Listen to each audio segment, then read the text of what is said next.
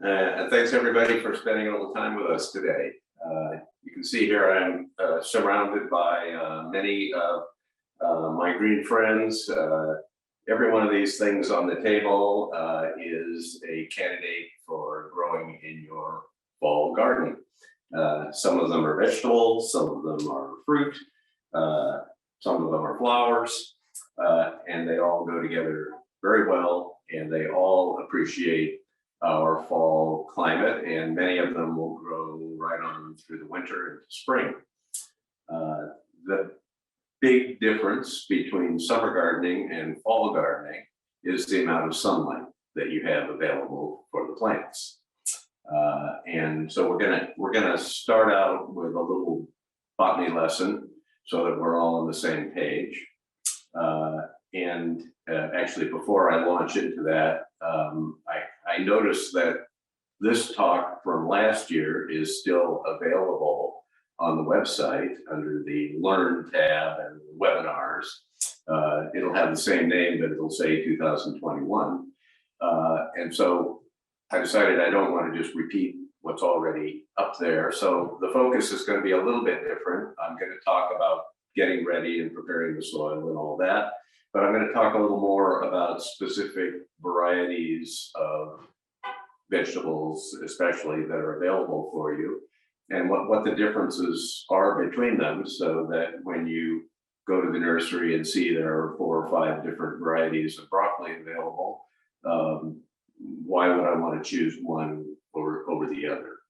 And then we'll talk about some ideas for planting things together, why they might go well together, spacing, that sort of thing. A little more focus on that. So if you want to look at last year's, if you get rained in tomorrow, we hope, spend an hour and look at that one, because the focus is maybe a little different.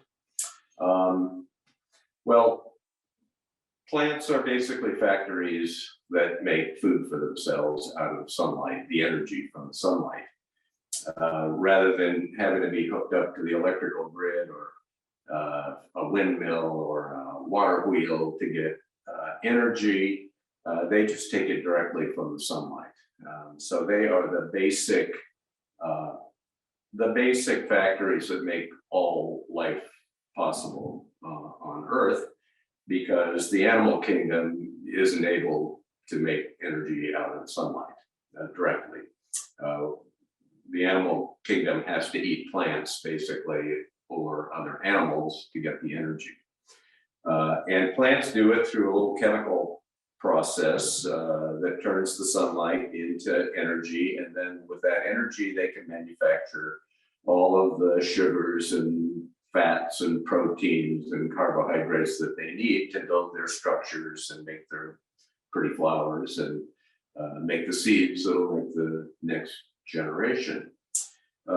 In the summertime around here in the temperate zone, we have lots of sun, sometimes too much sun. And that allows enough energy for plants to make big, juicy fruits like a tomato or a watermelon or corn or things like that, that require a lot of energy to make all those sugars to make them palatable and to build the big structures that surround them.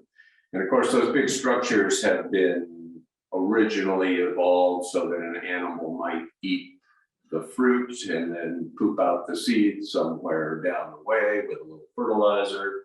And then people have developed, by selection, the fruits to be bigger or taste different or look different or whatever. In the fall and in winter and early spring, there's not nearly as much sunlight, both because the days are shorter and because the sun is at a lower angle. So it's not allowing the plants the factories to work as efficiently as they do when it's hotter and sunnier in the summer. And so the plants that we grow for the fall season are basically plants that don't make fruit. They make leaves or they make flowers or flower buds, but they don't get to the point of making fruits. So we think in terms of leafy greens, lettuces, obviously. Lots of members of the cabbage family or mustard family that make either leaves or flower buds. Things like peas are kind of an exception because they'll make their fruit even in the cooler weather. But if you think about it, a pea isn't making a big fruit around the seed. It's making a small, thin little membrane basically around the seeds that are the actual peas that we eat. There are plants that we might want to get started in the fall in order to take advantage of the warmer weather and longer days in the spring and summer. And I'm thinking there in terms of strawberries, which are right here in front. This is toward the end of the strawberry producing season, but it's a wonderful time to get the plants into the ground so that they can develop a good root system through the winter. And then in the late spring, early summer, they'll start to produce large amounts of strawberries. Whereas if you buy them in May, they won't be big enough to give you a big crop in June as they can when you plant them in the fall. Similarly, things like artichokes. Here's a little bitty artichoke plant. If you get this in now, by about midsummer next year, you'll have artichokes. This is a little blueberry plant, which loves the cool weather. This one's too small to have any berries yet, but if you get it in the ground now, it might very well put out some flowers in the spring, and certainly by the following spring, it'll have lots of fruit. So the things that make the fruit we're putting in now to get the fruit in the summer season, the things where we're basically eating the leaves or the flower buds, we're planting now to eat this season and in the spring.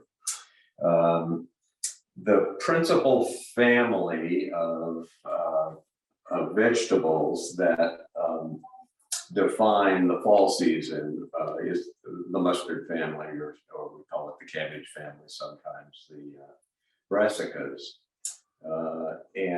They include the standbys: broccoli, cauliflower, Brussels sprouts, cabbage, kale, and then related members of the family: choy, arugula, turnips, and they are all closely related, and they all love the cool weather.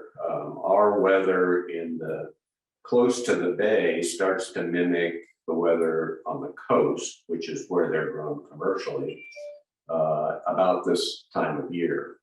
And that's one of the reasons that it makes sense to plant them. In the East Bay, we usually recommend waiting about a month later than in the West Bay or right around the bay, where the water moderates the temperatures a little more. If you're in a really hot climate, you're just starting probably to see these available, and you want just starting to get them going. If you were to want to grow them from seed, you would have had to start about a month to 6 weeks ago with the seeds. Planting seeds now indoors might still be possible. You need about a month to 5 weeks from planting the seeds to getting the plants ready to transfer out into your garden. And depending on the year, that can either work fine, or it can start to get too cold and too soggy for the little seedlings to be happy. So getting them in now assures you that by the time the weather does cool down and the rains come, the roots are well established. The trunks, if I can call them that, the stems are a little more hardy, and they're not going to suffer from rot or get beaten up by a heavy rainstorm to the point where they break. So we'll be talking a lot about the brassicas. We'll also talk about a family of plants that are in the amaranth family, and that includes Swiss chard and beets and spinach. They're related to our friend the quinoa and the weed that is everywhere called lamb's quarters. They're called chenopods or goosefoot. And they're grown either for the leaves or for the seeds. In the case of quinoa, mostly seeds, and amaranth, both for the seeds and the leaves, and spinach, obviously for the leaves. Swiss chard and beets are members of that family, and they are, botanically speaking, the same plant. Swiss chard has been selected by humans for the big leaves. Beets have been selected by humans for the bulbous root. But as far as nature is concerned, they're basically the same plant. Now, basically, when you're a gardener, you are taking care of soil. That's your job. The plants will grow if the soil is good. And if you're starting with poor soil, you're going to be fighting one battle after another. The plants will seem not to thrive. They'll be more subject to insect and fungal damage. So we always want to start by talking about the soil. And in the Bay Area, our soils are fairly diverse, but most of them have a pretty heavy clay component to them if they're a native soil. I say it that way because many housing developments scraped all the native topsoil away when they built the houses, and they trucked in new topsoil from who knows where. And so you can't assume that the soil at your house is the same as the soil at your neighbor's house even. Often they're quite different, especially if the houses were built at different times.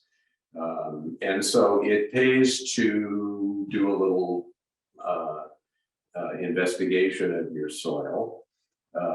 And I'm not suggesting you send it off to a lab and spend hundreds of dollars analyzing it, but that you do what a child might do. When the soil is really wet, take a handful of it and squeeze it.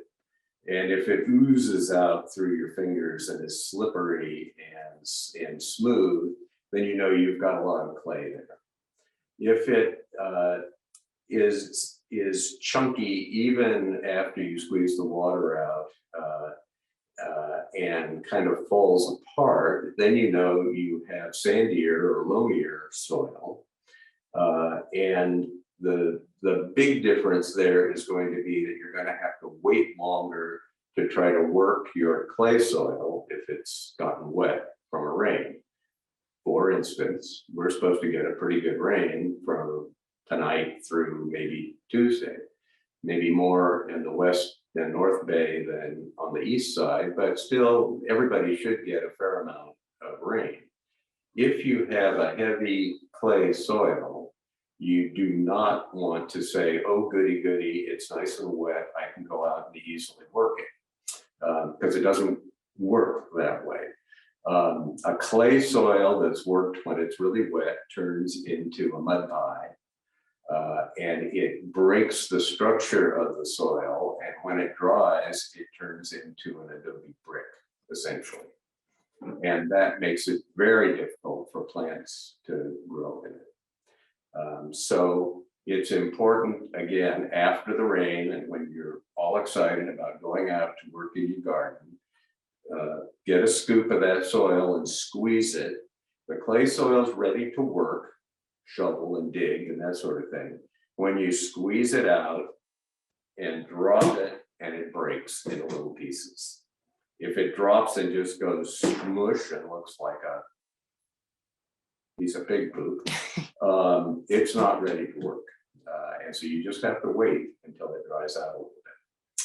Then what you're going to try to do is improve the soil by adding organic matter, which will change the structure of the clay soil and make it more easily workable, make it absorb moisture more evenly, make it dry out a little faster, make it easier for the roots to get down into, and slowly decompose, making humic acids and making the structure permanently better for the plants. If you have a sandier soil, such as the soils out in the avenues in San Francisco, which were sand dunes before the houses were built, you also want to add organic matter to the soil. It's fortunate that the fix for both kinds of soils is the same, because that will act as kind of a sponge in the sandy soils and help those soils to absorb more moisture and hang on to it instead of it just running through. And they'll also help the soil to retain more nutrition. Sandy soils tend to be a little bit poor in nutrition and unable to keep it because the water just flows through too fast. If you have a perfect sandy loam soil, good on you. Almost nobody does. It's what the books say is the ideal soil. And that's usually river bottom alluvial soils like in the Central Valley here in California. You still want to add organic matter because it decomposes, and that decomposition process is what makes minerals and chemicals available to the plants, and that keeps the soil in balance. My recipe, and this is just mine, you'll see 1,000 different ones if you see look at garden books, but I like to add compost and manure each season because those are the components that of soils or of soil mixes that decompose the quickest. This is Sloat's compost over here. It's really nice stuff. This is what your green can waste turns into after it's commercially composted. This is basically leaves, food waste, contaminated, that is food contaminated paper, all the things you put in your green bin. And it is just a wonderful addition to your garden. It will break down fairly quickly. And it has a texture that varies from very small particles to some bigger kind of shredded, probably people do put branches and things, and they get ground up and composted, but they end up with some bigger chunks. And that's really good to have different sized particles in your soil, and some decompose quickly and some a little more slowly, and that's all good. This feeds the bacteria, it feeds the fungi that are just the sort of the rock bottom living things in your garden, which have to be there for the plants to thrive. And we'll talk a little more about how important they are. Down here, Jen, is a bag of chicken manure. Usually available, chicken manure is usually available, steer manure usually. Sometimes you can get a mixture of cow and horse, like dairy manure. Over here, you can go over to Horse Hill and pick up some fresh horse manure, which you might want to age for a while before putting in the garden. But manure gives you quite a bit of nitrogen, which is a critical component for plants, and lots of just organic matter that will slowly decompose and improve the garden. Now, it's important that the ratio be kind of correct. I recommend 3 to 4 parts compost to 1 part manure. So if you were to want to put, say, 2 inches of new organic matter over your garden and maybe dig it in, if I used a 3 bags compost to 1 bag manure, as long as they're the same size bag, these bags would give me 4 cubic feet of stuff, and that would give me 2 inches on about 12 square feet. And that's a nice sized garden bed, by the way, 12 square feet, 4 inches, 4 feet by 3 feet is a nice sized bed. You can get to it to the middle of it without having to walk over everything. And you'd put about a 2-inch layer of the organic matter, and then you'd add some fertilizer as well. I have 2 examples here of balanced fertilizer. This is the BB Stone tomato vegetable food. It is a 4-5-3 fertilizer. What does that mean? The numbers are always in the same order on fertilizers. It's 4% nitrogen, 5% phosphorus, 3% potash, which is basically your potassium element.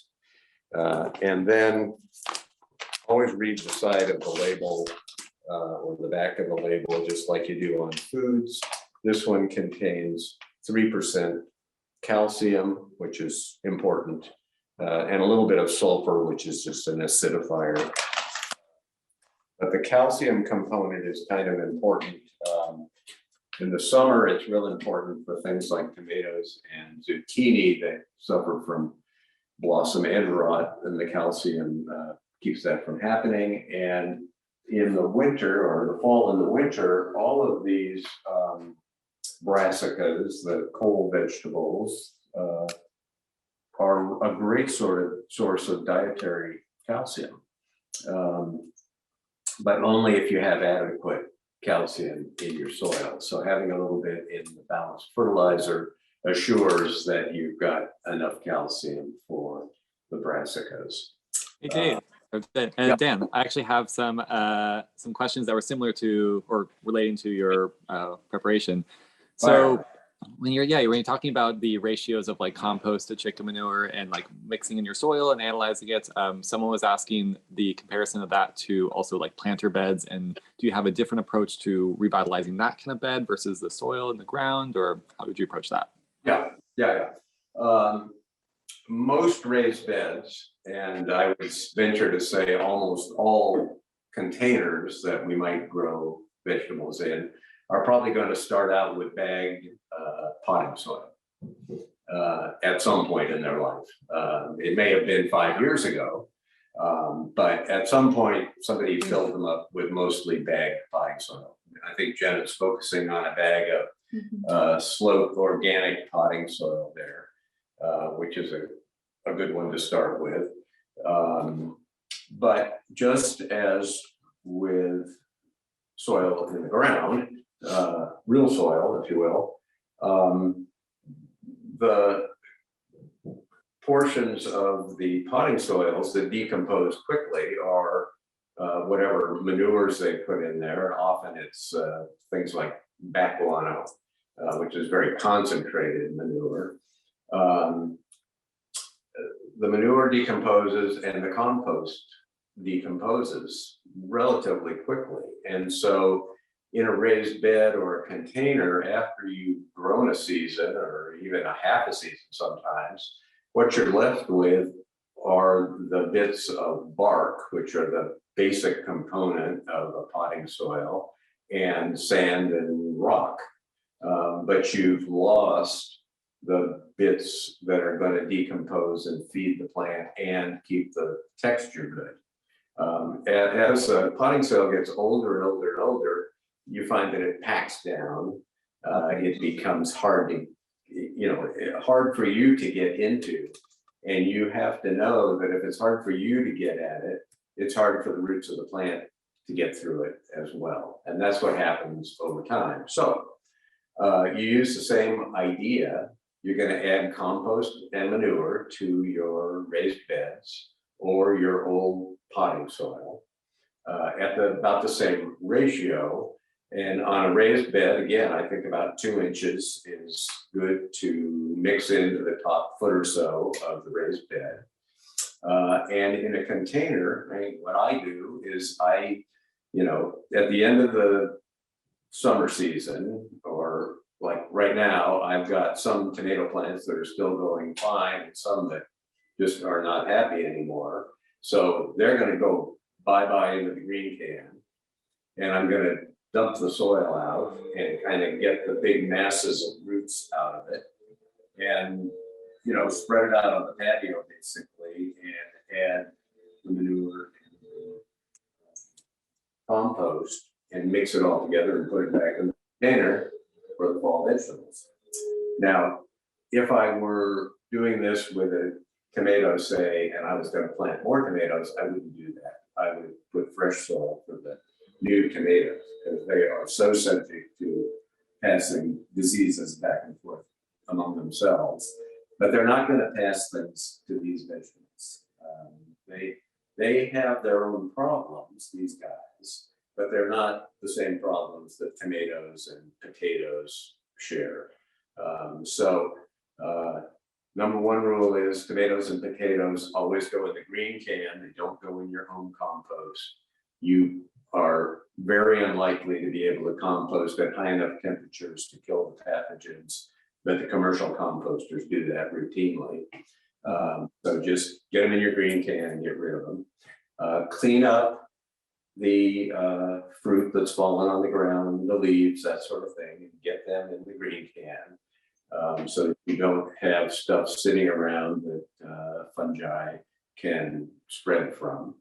And fix up the soil and put it back in the container and go for it. If you don't want to do that and you want to just put the new stuff on top, at least dig it in to the level of a trowel so that you loosen things up. The reality is that 99% of these vegetables don't need more than about 11 inches of soil to grow very well. One of the references on the outline that you have is to Square Foot Gardening, a great little book, very simple concept that helps you to visualize mainly spacing in a garden. But it also tells you about mixing soil and about depth of soil. And he maintains that 11 inches are the magic number. And through my own experience, I think that's true. And when I dump out a big container, a lot of the times the roots haven't reached the bottom of the container. They're perfectly content in about the top 8 to 12 inches. So that works very well. Nice. Yeah. Last thing I was going to kind of ask about is just I saw down at the bottom you have a bag of earthworm castings, and someone in our chat was also talking about having a lot of earthworms and stuff in their soil, and the benefits of that. I think is always something to mention at least. Earthworms? Yeah. Yes, earthworms are very beneficial. Unfortunately, you can't buy earthworms. The worms that you see for sale are redworms, which are an entirely different worm that lives in nature. They live just in the top couple inches of the forest duff, the leaves that have fallen, and they eat decomposing organic matter right toward the surface. That's why they're wonderful for a worm bin to eat up the fresh food and stuff like that you put in the worm bin. But they're never going to be earthworms. And I don't know the source of earthworms. Earthworms will appear magically when you have enough organic matter in your soil and if your soil drains well enough for them. But I don't know any way to import earthworms. So if you've got them, they're gold. Keep the layers of organic matter coming. They eat the organic matter after it's gotten further down in the soil, and they actually take it down into the soil as well. But they are a completely different kind of worm. Nice. Well, I'm excited to also hear about some of the plants and stuff, but thank you for answering those questions, and keep them coming, everyone. Yeah, absolutely. Questions are great. And we'll spend a little time at the end too, if we can. Okay. Well, the groups of plants that will be growing in this season by popularity probably start with kale. And there are a bunch of kinds of kale. The most popular probably is what people refer to as dinosaur kale, It's also known as lacinato or Toscano kale. They're the same thing. So if you see a label that says Toscano lacinato, it means they're trying to, they should have added dinosaur as well, and then they would have had all the names, right? So that's your basic kind of blue-green kale with in the store. They're more mature and they have the longer leaves. When they are young like this, the leaves are incredibly tender, delicious. They don't need to be cooked. In fact, it's kind of a shame to cook them in a way. They have just a slightly strong flavor, somewhere between mild kale and arugula, not as strong as arugula. You can pick them as they grow by picking the lower leaves. You want to avoid picking out the growing center of the plant here, the little tiny part here, but you can pick the more mature leaves on the sides and throw them into your salad, or if you want to quickly stir fry them, works great. They probably don't need steaming, blanching.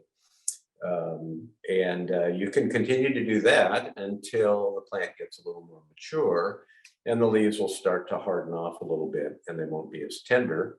At that point, you've sort of transitioned into, okay, now I do need to cook the kale. And as they get older, I usually cut out the center vein of the big old kale leaves because it's really tough. And you have to cook the green part too long to get that center part tender. So I just cut that out and cook up the greens like as if they were spinach or chard. And kale can grow, 4 feet tall and last, even though it's supposed to only last a year or two, it can last for many years, but it gets tougher and tougher and less productive. And so after a year or so, I highly recommend planting some new ones and getting rid of those old things. As tough as it might be to get rid of them, you'll get tenderness when you plant the new ones. There are lots of interesting kales that have been developed. That I don't have an example of red Russian kale here, which is an old variety, but it has kind of a soft leaf and a very red color. And this is a variety called scarlet kale, which appears to me, although I don't actually know, to be probably a cross of red Russian kale and the Toscano kale or lacinato kale or dinosaur kale. It may also have a bit of blue Vates kale in it, or maybe it's just Russian kale and blue Vates kale. This is curly blue Vates, which is sometimes called a collard, because after all, botanically they're the same plant. But the blue Vates kale has a nice color to it, and then somehow they've gotten the red color into the scarlet kale, which is really beautiful. And again, if you pick these young leaves, pardon me, no, I mean, it is perfectly tender, even the stem. And so just, grow them, pick them, throw them into the salad, and they give a nice little interesting flavor along with the lettuces, which are generally speaking more bland, but they don't give you quite the kick that, say, arugula does. Now the red colors and the blue colors are advantageous from a nutritional point of view.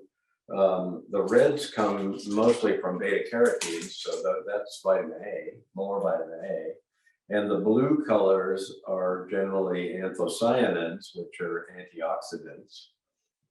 So for instance, the blue, this is pretty blue, as opposed to a green vegetable like this, the blue should have more of the antioxidants in it. All of the cabbage family is edible from the root to the stem, to the leaf, to the flower. There's nothing toxic about them. And they all, this is a broccoli called Green Magic. They all are perfectly edible in their young stage. So I just ate a kale leaf. Doesn't look that different, does it? Mm.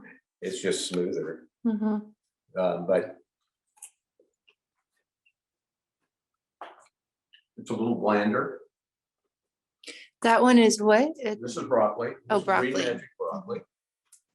It's a little more lettuce-like, but has that kind of earthy flavor to it. Maybe somewhere between lettuce and maybe a piece of grass that you pulled out of your lawn. So it's a nice flavor. And don't hesitate to pick the leaves of the broccoli, the cauliflower, when they're young, and use them. Don't pick so many that the plant is denuded and can't make food, but a few here and there will be a nice addition to whatever you're doing. You put them in a salad or? Yeah, mostly in a salad, but if you want to do kind of a baby green stir fry, maybe a little onion, that would be good too. I'm getting some really nice sweet peppers right now, for instance. So if you take the Jimmy Nardello pepper and a little red onion and saute those up, and then throw some of your mixed greens in and saute that for another 30 seconds at kind of high heat, you've got a real nice little veggie melange there to go with anything.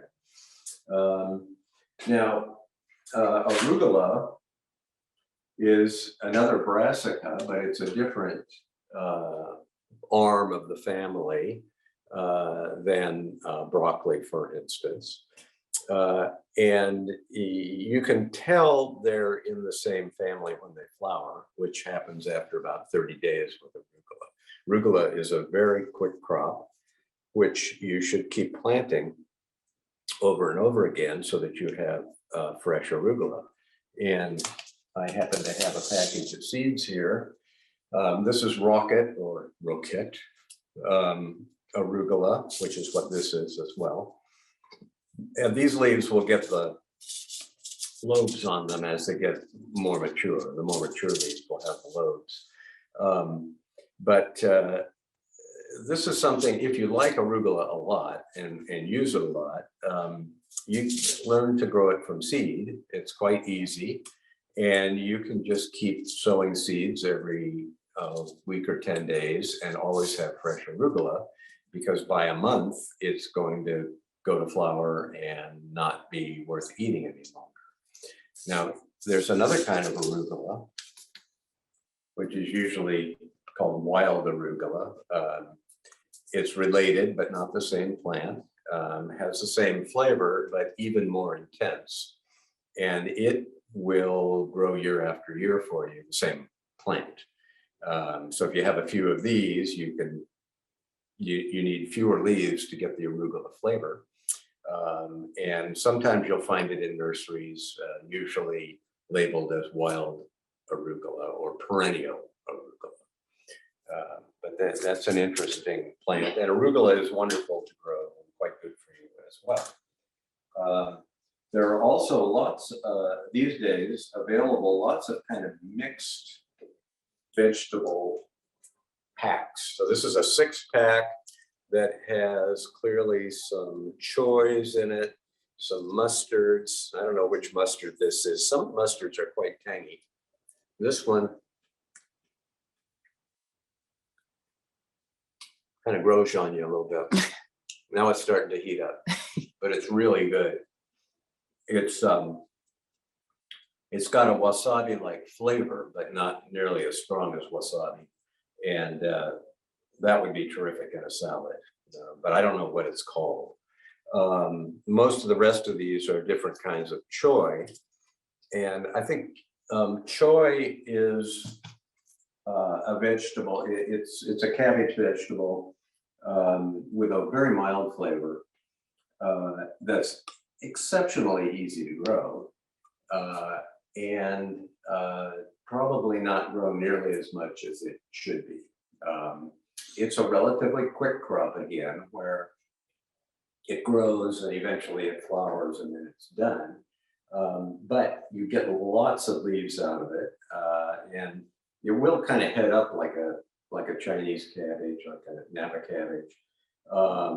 But usually you just pick the leaves and stir fry them, or when they're really tender, eat them fresh. You must have a packet of choy here. This one is tap soy, which is a dwarf choy. There are many varieties, and including red varieties, like reddish colored varieties. Boy, I highly recommend growing choy.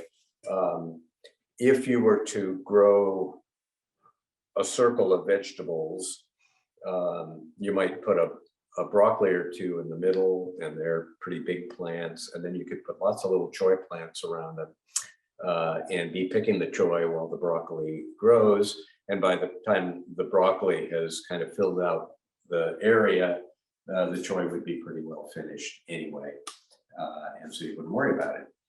But it's a good way to kind of cross layer your planting area. This is a really interesting mixture that has more of the mustards in it. This is a choy, but these are colorful ones are mustards, and they're probably bread. Now this one is a very sweet and then hot mustard. Really interesting. I really recommend you put a few really tender mustard leaves in your salads, because it's like, it's not going to be every bite. It's going to be every fourth bite, and suddenly you got, what was that? Really good. That's like a whole salad right there, that mixed That's- back, that mixed. These things are Yeah. a whole salad, although it's a little mustardy, probably for my taste, to be a whole salad. I would pick and choose among these as I grew them, and use more conventional lettuces. If you were with me for the summer or the spring garden presentation, this is Salanova lettuce, which is one of my favorites. These guys, this is a Salanova green butter lettuce. And what this is going to do is make a whole head of baby lettuce leaves, about this size. They're never going to get bigger. Oh boy. It's a little bit difficult to pick these as you go. I tend to let these head up. They're really expensive in the grocery store, but at home they're not. If you want to pick the lettuce as it grows, which is a great way to do it, use a looser head lettuce. This one's called Sierra. It's really pretty, kind of has some reddish elements to it. And so you just pick off or use scissors and cut off the lower leaves as it grows, and plant enough plants. I mean, if you're going to buy it in a 6-pack, you're going to have enough lettuce for one person to make a salad, several times a week, just off of those plants. And if you have more people in the family that like salads, then plant more plants and plant different kinds. This is a really interesting speckled romaine called Mayan jaguar for some reason. And I think it's just gorgeous. So pretty. There's another one that commonly grown called speckled trout's back, which looks a little similar, although this one has more red in it.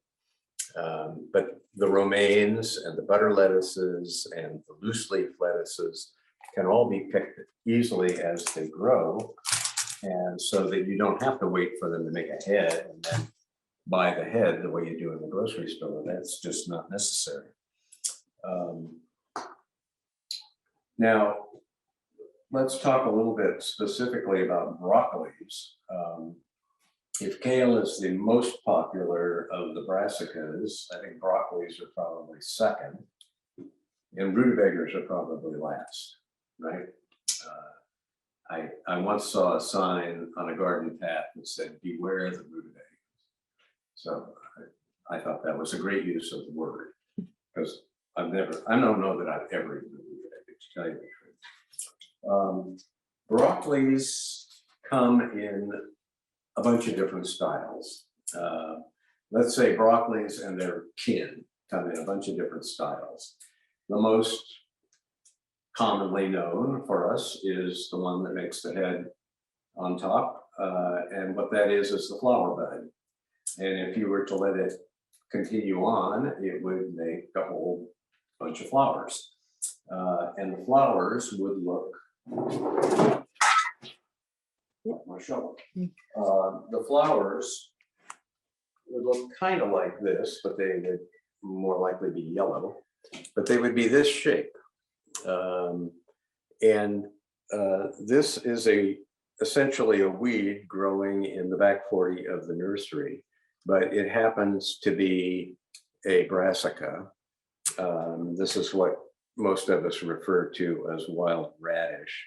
And you see it all over in areas that have been, scraped, and they grow along the roadsides and that sort of thing. But you can see from the flower shape that it's got 4 petals. It's a cross.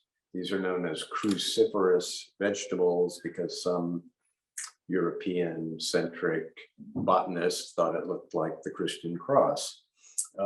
And so they all have flowers that are that shape, whether it's an arugula or a broccoli or a collard, or just about any other of the brassicas. They'll have this cross-shaped flower. Now, you might not believe it, but it's true that your garden sweet alyssum is a brassica. And if you can get in close enough to see the individual flowers on those florets, they're a little truncated, but they have that same 4-petal cross to the flower. And similarly, stalk, which is a fall and winter mainstay, this is a double stalk. So they've developed it to have more petals, but it has that same 4-petal geometry and is also a brassica. And that's one of the reasons why it grows well in the fall, winter, and spring, and we generally don't see it during the summer. Okay, so I was talking about broccoli before I rudely interrupted myself. Broccolis come in heading varieties, the kind we buy in the grocery store, the kind of broccoli we buy in the grocery store. Broccolini is a relatively new development. I think in the 90s, they developed broccolini from broccoli and what's called Chinese broccoli, which is a little different. And it's basically long sprouts and a kind of sweeter flavor even than broccoli. And then there's broccoli rab or rabe, depending on how you pronunciate it and how you spell it, I suppose. And it's an older type of broccoli that is stronger flavored and more intense, maybe a little more bitter. And then the Chinese broccoli has bigger stems and bigger leaves, and you'll generally probably have to go to an Asian market to find it, but it's very commonly grown in Asia and consumed there, and very tasty and excellent for stir fries or for steaming. So those are the basic kinds of broccoli. There's also a broccoli called spigarello, which you can probably find from time to time in a nursery. And I don't know about seeds easily, but spigarello is what is usually called leaf broccoli.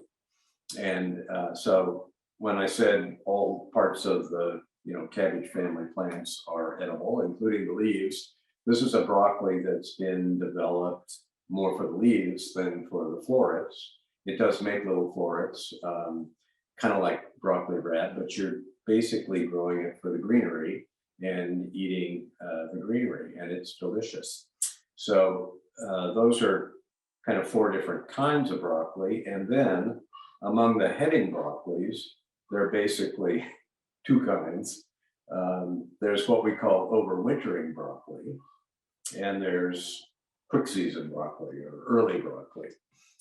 Early broccoli would be everything that makes you ahead within about 60 days. And overwintering broccoli are the ones that take longer. And so usually you plant them in the fall and they will just sit there and grow slowly over the winter. And then in the spring, they'll liven up and make you the heads of broccoli. That's about 120 day process. And the old heirloom broccolis are mostly overwintering broccolis. De Chico probably is the most common. And the newer broccolis, the hybrid broccolis, are the quicker broccolis. Something like Green Magic is about a 60-day broccoli. Marathon is a wonderful variety that can do both. If the weather is right for it, it'll give you a fall crop, and then it'll sit there and make you a spring crop later on. It's pretty amazing. So broccolis are well worth growing. They're big plants, and so give them, plenty of space. They need about, say, 18 inches between plants. Although, in a container, you can always crowd them a little bit. In a container that, let's say, is this size, you could put 2 broccolis and then a bunch of arugula, lettuce, choy, other things around them, and everything would be fine. In a smaller container like this, maybe 1 broccoli and a few other things would be fine. In something like this, which is maybe like 14 inches, Yeah. I would say you could put the whole pack of lettuce in here very easily, and maybe a few additional. And especially if you're going to be picking it as it grows. If you want them to actually head up into a full-sized head, you have to give them a little more room. So you might put 4 in a container this size and get 4 nice heads of lettuce. Not a problem at all. And, mix things up. These are evergreen onions, which is a scallion. You don't want to be putting bulbing onions in right now, but anything that you're going to eat as green onions, and those can be any kind of onion, you're just going to eat them young, what you call spring onions. These can go with just about anything, and be very handy to just pick a few and chop them up and use them as a garnish. You can use them like chives, basically, or you can pull them out when they get a little bigger, and you'll have a real scallion. So this is a good time to get green onions going. Hey, Dan, I actually have some questions about the topic of mixing it up and putting stuff together. Yeah. So I actually have a few different ones, but something that someone was asking is the idea of having really shallow planters and using those versus having like the deeper planters, and you have a large pot in front of you and you're mentioning mixing together, you have your broccolis or your lettuces, but should you be careful about which ones you plant if your dish is maybe more of a bowl or more of a window box versus if you have a larger pot like that? Well, the smaller the pot is, I think this is probably the least deep of any of the pots that I have out here. And I would tend to grow the very light rooted things in here. The onions, for instance, would be great. Arugula would be terrific in a little thing like this. I mean, you can grow anything. I mean, if you think about Okay. I knew you're gonna do that one. You know I was gonna do this at some point, right? Yeah. We're also coming up to our like hour point, so definitely just All right. moving through. But we'll get I wanted there. to see. Oh wow, cool. What is that? All right. What is this? This is a pepper in a little pot. I just pull it out to say you can grow anything in a small pot. It just takes more work. It takes more watering, more fertilizing. You have to take it out and prune the roots from time to time. But it's all possible to do. And this one isn't very old, but there are How many peppers examples. on it? Yeah, It's it's got beautiful. Of course it does. So the answer is that you can really grow. You can certainly grow. What you're thinking about is volume, basically, not shape, because the roots will fill up the volume. And this has got enough volume for even for broccoli. I wouldn't try Brussels sprouts in this because they're very big, but you could grow a broccoli in this and then some smaller things around it, and I'm sure have success. If you have more room, I would use something deeper, but don't be afraid just because the pot's smaller. And just be sure that you fertilize about once a month, and so that you know that the nutrition's in there. And you'll probably have good success no matter what size the pot is. Yeah, and just understanding that maybe the size of the mature plant will be a little bit less, or what you're going to get is a little bit different, but it will still grow, which I think is important to know. Absolutely. There's no. The magic is that they will adapt, and Jen, who's behind the camera, is the maven of crowding things into pots and does marvelous designs. And maybe with your vegetables, you don't want to get quite as crowded as with the flowers, but you can go a little crowdy, and just remember you're going to have to water more, you're going to have to feed a little more, and these things all have a seasonality to them, so you're not growing this for posterity, you're growing this to eat, and once it's finished with its thing, then you're going to grow something else in there. So maybe your season will be a little shorter if your pot's a little smaller, but that's okay, you'll still get lots to eat. Let's see, it is just in an hour now. And so I just want to give a shout out for peas. I'm not going to talk in detail about peas here, but this is pea season, and that includes sweet peas, by seed anyway, they'll be available. Do not eat sweet peas. The peas are not edible, they're poisonous in fact, but they're a wonderful flower. Be sure to grow flowers with your vegetables always. This encourages insects that are your friends to come to the area, and there are lots of flowers that grow well in the fall and into the winter. These are some examples: salvias, and this is hummingbird mint, yarrow, mimulus. So always plant flowers, and please sign up for next week's webinar with Doug Tolomei. He is one of my favorite authors, and has helped me to realize that the individual things that we do in our gardens makes a difference.